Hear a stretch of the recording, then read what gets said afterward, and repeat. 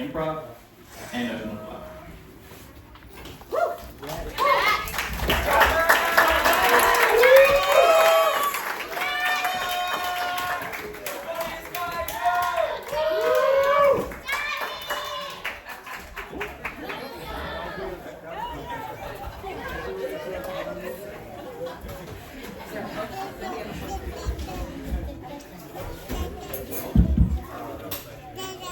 All right, who's ready for Myrtle Beach Elementary's #1 alumni to do some comedy?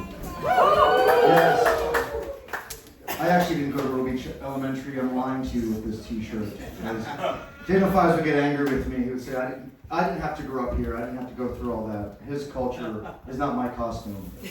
But I'm happy to be here, although I did have an unfortunate incident earlier this week. I went to a younger Bible lover, a generation younger, and I said to her, how are your parents doing? And she said, I'm sorry, who are you again? And I realized that I turned into the very thing I hate. That old anonymous Bible lover that you've seen around everywhere, but you have no idea who they are. You're like, it's past the point that I should know this person's name. Like years past the point that I should know this person's name. Maybe I know their kid, but I don't know their name, right? I don't have any kids, so I don't know. So I think now I have to be the guy that says, oh, say hi to your parents for me. And gives you hugs that are just a little too long. You know? But it's all right. I should realize that I become an old anonymous by the fact that when I get down to do Darshan, it hurts a little bit. You know, you're like, oh, my back. I gotta get down there. It's not a great feeling. The good news is I've joined a disorganized religion. You know, a lot of people talk about the death of organized religion in America.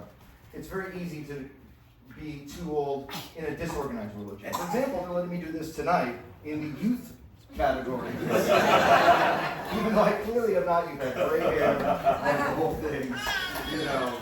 So it's helpful to do all that. I'm excited to be here. I'm excited for the square dance tomorrow. Is anyone excited for the square dance? For me, this is not just an opportunity to have some fun, to do some square dancing. It's an educational opportunity because I've been asked to call a square dance for the Mayher School's 50th anniversary next year, which is on, they celebrate it. Yes, thank you, Peter, for cheering for that. We got one person happy, one person excited. I appreciate that.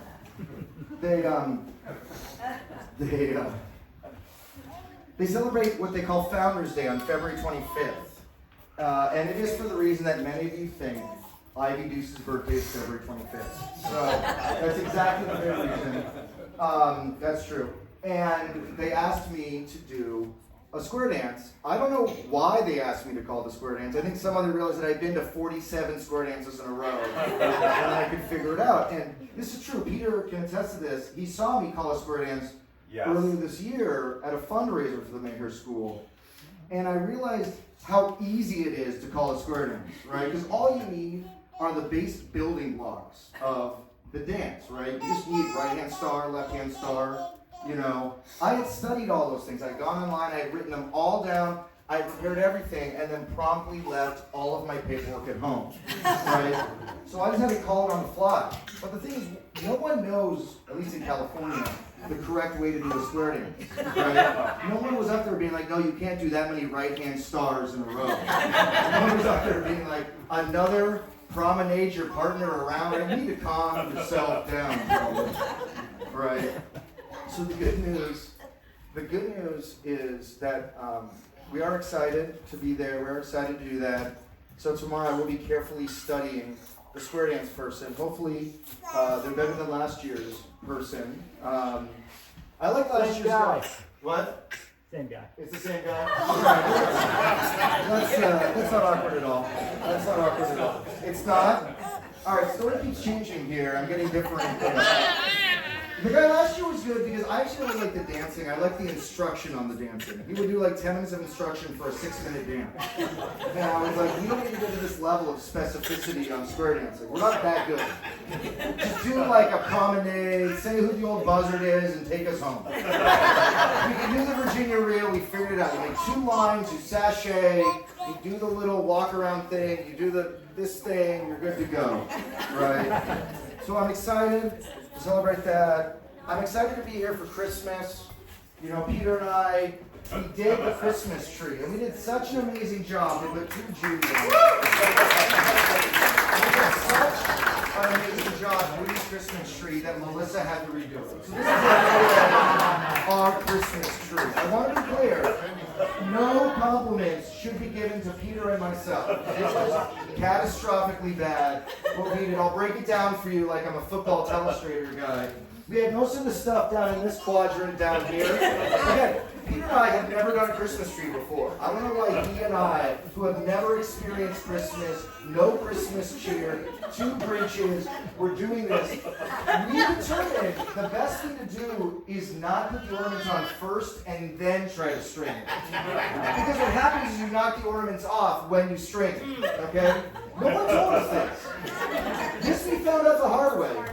It's hard to figure out. We put no thought into this. We had none of our reps in when we were growing up. All right? But I'm excited to celebrate Christmas. I'm excited to celebrate Hanukkah. We have a menorah over here. What I like about this is that Hanukkah, as many people may know, is a deeply unimportant Jewish holiday. It is not one of the important Jewish holidays. It's not Rosh Hashanah. It's not Yom Kippur. It's not even like Purim or something, right? Any Purim enthusiasts in here? Okay. No, that's fine. That's fine. Book of Esther, not huge. That's fine. But they managed to take a holiday chronologically close to Christmas and just squeeze it in to get more popularity. So what I realized we have to do is we gotta get Amortini gifts. Okay? That is the chronologically closest holiday to Christmas. We can see some of that Christmas cheer. All right? That's our best bet. Silence Day is too far away. All right? All right. And Papa's birthday, I'm sorry. Don't even get me started on that. We got Amortini. That's our one shot.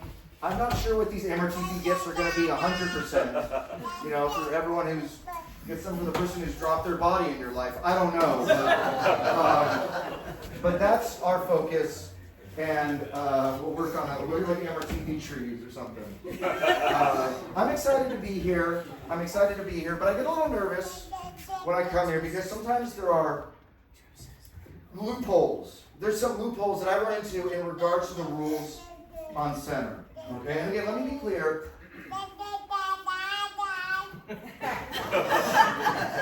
Before I be clear, let me just thank Silas for heckling me. I've been heckled before. It's good to be heckled again. You know, that was the most intelligent heckling I've ever received. So I appreciate that. Let me be clear. When I'm talking about enforcing the rules on center, I'm talking about a pre-Barber retirement, right? Because of course, now that Barber's gone, it's like Mad Max Furiosa over here. Right? There's just no, it's like an Outback Steakhouse. No rules, just right. Like, what is Buzz going to do? Enforce a rule? Like a single one. I would love to see him do that. By the way, Buzz walked in today, I hugged him and said, everything I say in love.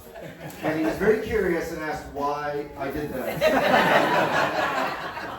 So there's some loopholes. And of course, when you have a faith, you have a God, it's important to have a God that has a lot of loopholes to their own teachings, right? Someone who can set down some rules, but say there's a number of exceptions to these rules. You don't have to really follow them, okay?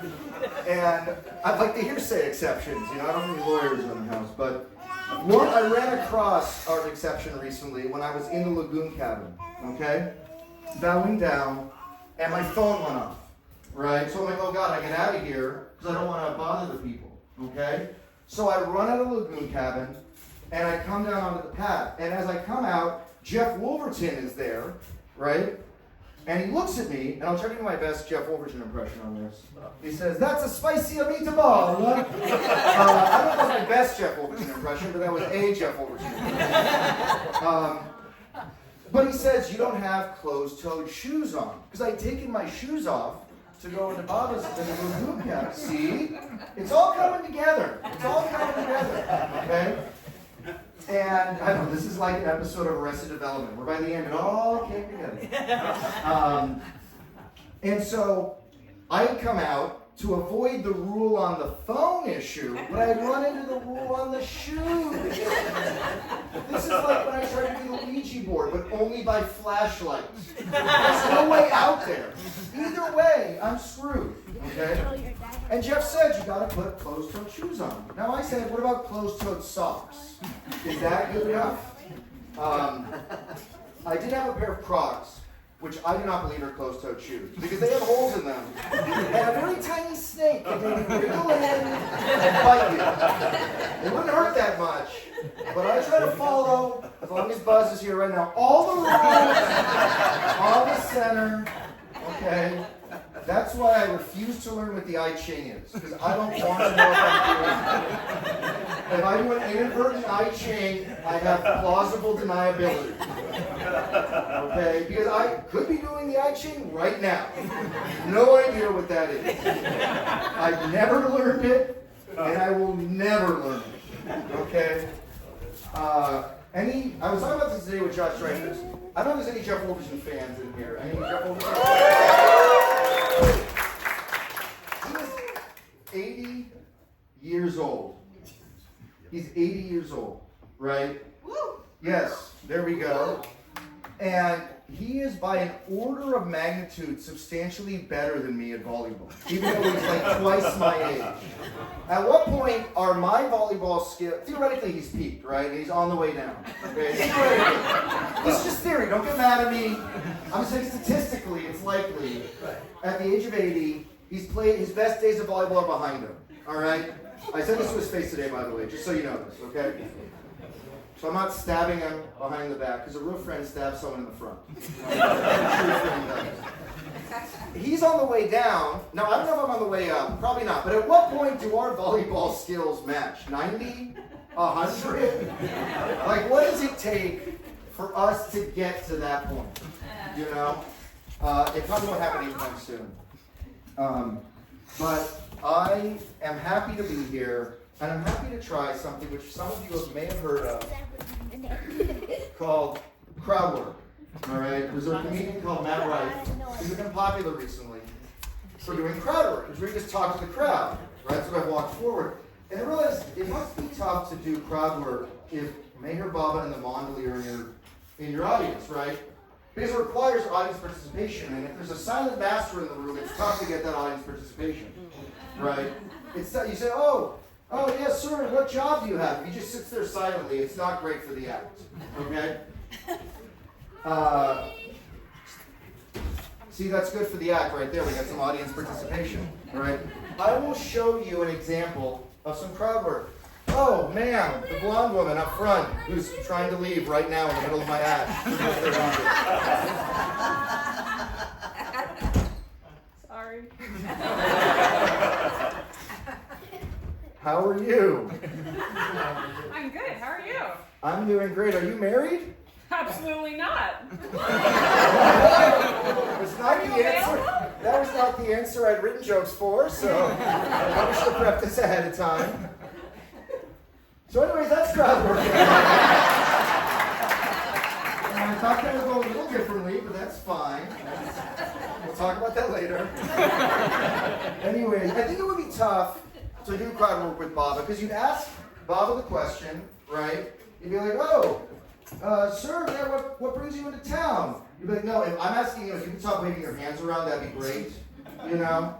That was an Eric show, step on, that's fine. You'd be like, oh, sir, what do you do for work? Okay, alphabet board, I can't read that fast. I'm sorry, I can't.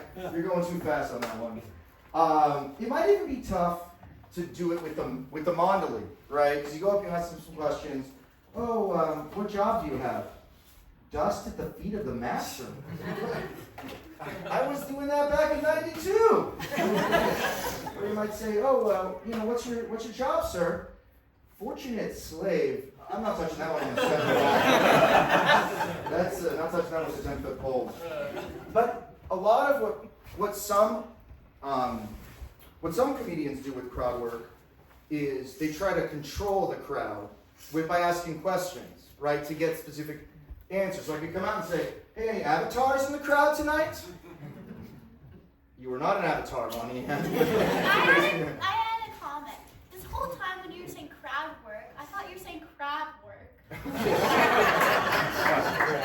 Just to be clear, yes, I think happy about my daughter. I understand you have some notes about my enunciation. Unique New York. I didn't screw that up. Unique New York. No, crowd work, not crab work. Although I did see a video sent me today about our dog fighting a crab on the beach. You might say, are there any avatars in the crowd? And that might get, Baba to respond, are there any God men in the crowd? No, not men God, God men, right? You don't want to talk about the perfect masters, you know what I'm saying? Is there anyone here on all planes and beyond all planes, right? So that, Peter, why are you shaking your head? You're like, no one's here. No one's here beyond all planes. We're just on a few planes, not all of the planes. I'm not even on a single plane. I'm going to be honest with you. I'm like the 0th plane. I'm on like a negative plane at this rate. Especially with all these jokes about Buzz. I'm just going straight down. But we'll try some crowd work. Oh, sir, where do you work? At the mall across the street. This isn't improv comedy. You just say, it's just like, oh, give me a location. You're the straight man. You understand? All right, that's fine. Everyone here wants to be their own comedian. They want to set me up. I prep and I work and I plan and for nothing.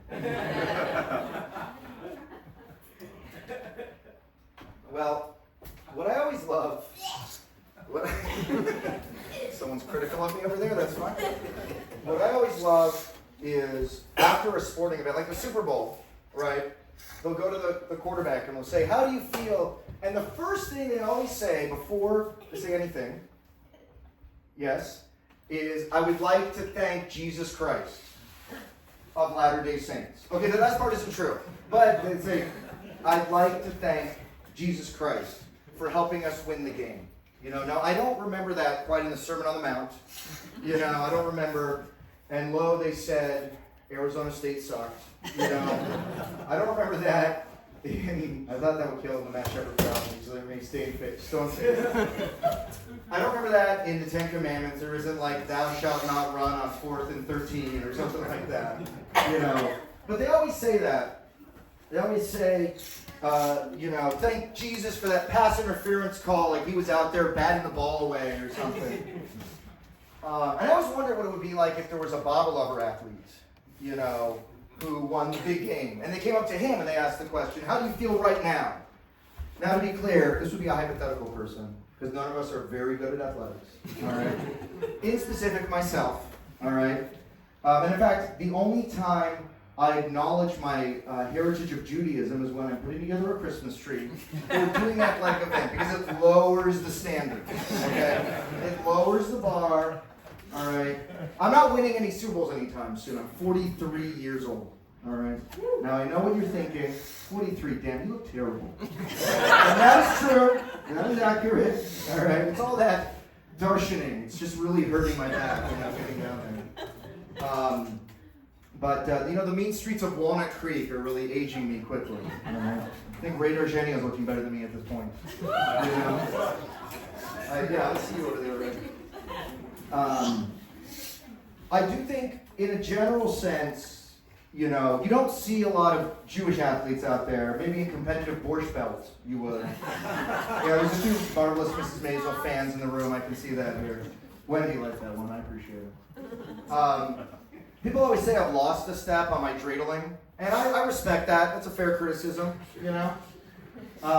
Maybe if the Super Bowl was played under the rules of 8 days of oil, we'd be a lot better, I do think maybe if the Super Bowl was played as a volleyball game, then maybe some Baba Lover athletes could actually have an effect on all this, all right?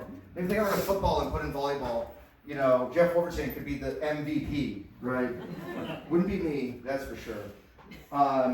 But I don't know if Baba Lover athletes could ever be successful, because every sporting event that Baba Lovers do ends in the final score of fun to fun, right? They just don't care that much. But if there was an instance in which they were to go and interview the quarterback who won the Super Bowl, who was born and raised at Myrtle Beach and was a true Baba Lover, right? And they would interview him and they would say, how do you feel he would say nothing because it would be on Silence Day, and that would be awkward. That joke, by the way, is chronologically inaccurate because Silence Day is several months after the Super Bowl, but I thought the beats worked very well. You know, but they would be like, I would like to thank Baba out there who preserved and protected me, right? I would like to thank, that took a second. I would like to thank Baba, who was Knowledge Infinite and helped us sniff out that blitz on the last play, who was Power Infinite and helped us run right up the middle on the power run. You know, I would like to repent for what we just did to that other team. Because we brought ruin to others. And we ought not to have done what we just did. All right? And then they'd probably do like a full Artie, just 45 minutes. So everyone stops. They do like the Australian Artie, it takes forever. You know, maybe the American. What? It's time for prayers. You know, it'd be like the Super Bowl was delayed for 40 minutes when someone did "Oh Parvarti God." And then when they interviewed me, I'd just be like Marshawn Lynch, you know, at the classic thing where he answered the same question. I would just be like, I did the best I could and left the rest to Bob. I did the best I could and left the rest to Bob. Just over and over and over and over again. But that's why I think we're not very good at motivating people to be successful in athletics. Because if you have another coach, maybe not a Bob Love, they get another halftime speech. Now we're going to get in there, boys. We're going to win. We're going to do 110%. It's war. We're going to do this, my brothers. But the Bob Lover coach would be like, just do your best. Leave the rest to Baba. All right? Don't worry. Be happy. Real happiness lies in making others happy. Maybe turn the ball over a little bit. That would make me so happy. You could be happy that you made them happy. I know my Bible Lover coach sounds Jewish, but you made them happy. So I really appreciate the opportunity to come out here. Thank you so much for letting me do this. And I appreciate Peter will be coming up right now. Thank you very much.